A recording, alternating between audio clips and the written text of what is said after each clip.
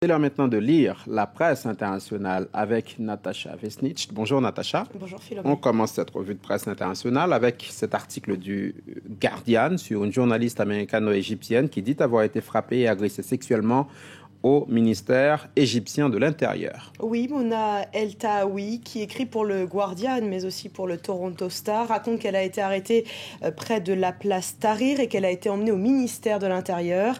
Là, des policiers l'ont frappée, lui ont cassé les 2 poignets. Dans l'article, on apprend qu'elle a tweeté ce qui lui est arrivé juste après avoir été relâchée du ministère de l'Intérieur, de sa garde à vue qui a duré quand même 12 heures, Philomé. Effectivement, lorsqu'on va sur sa page Twitter, son témoignage est saisissant. Il y en avait 5 ou 6 autour de moi, dit-elle. Ils m'ont tâté les seins, m'ont attrapé la partie génitale. Je ne sais pas combien de personnes ont tenté de mettre leurs mains dans mon pantalon. Un incident qui fait bien sûr penser, Philomé, à l'agression dont avait été victime l'année dernière la journaliste américaine Lara Logan. Et elles ne sont pas les seules, ces journalistes. Une journaliste française de France 3 a elle aussi été attaquée, frappée violemment et victime aussi d'une agression sexuelle hier au Caire, près de la place Tahrir toujours. Elle dit d'avoir été assaillie par une meute de jeunes de 14 à 15 ans qui lui ont arraché ses vêtements. Des agressions qui posent bien sûr question que pose Reporters sans frontières, cité dans Le Monde, qui estime que les rédactions devraient momentanément cesser d'envoyer les journalistes femmes en reportage en Égypte. C'est malheureux d'en arriver là, dit l'organisation, mais face à la violence de ces agressions, il n'existe pas d'autre solution. À lire aussi dans le Guardian, à voir, surtout dans le Guardian, ce remarquable reportage photo à Homs en Syrie. Oui, remarquable, car vous le savez, il est quasi impossible d'entrer en Syrie, et notamment à Homs, qui est l'un des bastions de la contestation anti-Assad. Et ces photos ont été faites par un reporter, un photographe français qui parle arabe et qui donc a réussi à aller dans cette ville qui refuse de se soumettre. C'est le titre de son article, de son reportage photo. On y voit des hommes armés, membres d'une brigade de l'opposition, au bord d'une route au nord de Homs, ou encore des hommes amenant une victime de la répression dans une salle de prière. Une répression à laquelle Khaled Kodja assiste, impuissant depuis la Turquie. Cet opposant syrien vit en exil depuis 29 ans maintenant.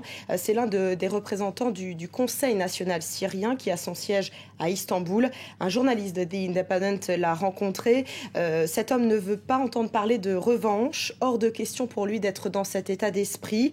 Il appelle à l'intervention internationale et veut des corridors humanitaires, comme l'a proposé d'ailleurs Alain Juppé ce mercredi. Tout à fait autre chose, Natacha. L'enquête sur l'éthique et les pratiques des médias anglais qui se poursuit outre-Manche. Oui, et les témoignages qui se succèdent, à lire aujourd'hui dans The Huffington Post, celui de l'auteur d'Harry Potter, J.K.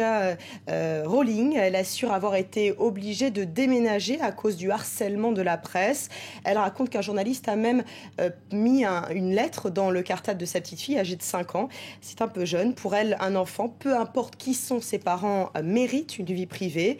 Dans un autre article, un journaliste de The Huffington Post s'interroge. Le journalisme pratiqué par les tabloïds et le journalisme que l'on demande. Personne ne force les lecteurs à acheter les tabloïds, mais ils le font, écrit-il.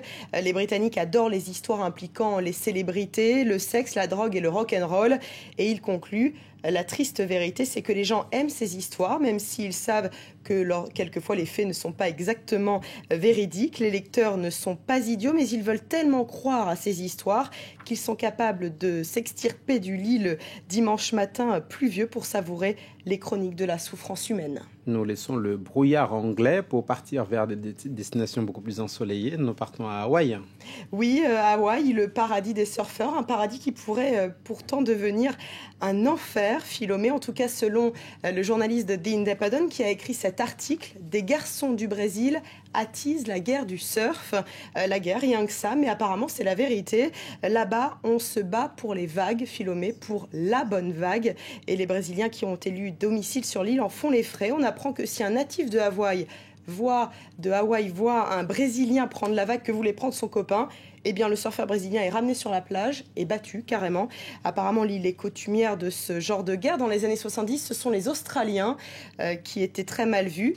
Mais cette haine de l'étranger a l'air de se développer. Un groupe d'autodéfense a même été créé il y a une dizaine d'années par des jeunes gens en colère. Ce sont eux qui ont été accusés d'avoir agressé dernièrement les surfeurs brésiliens qui vont peut-être du coup choisir un autre spot, comme on dit, Philomé. Merci Natacha Vesnitch. Merci, c'était la revue de presse internationale.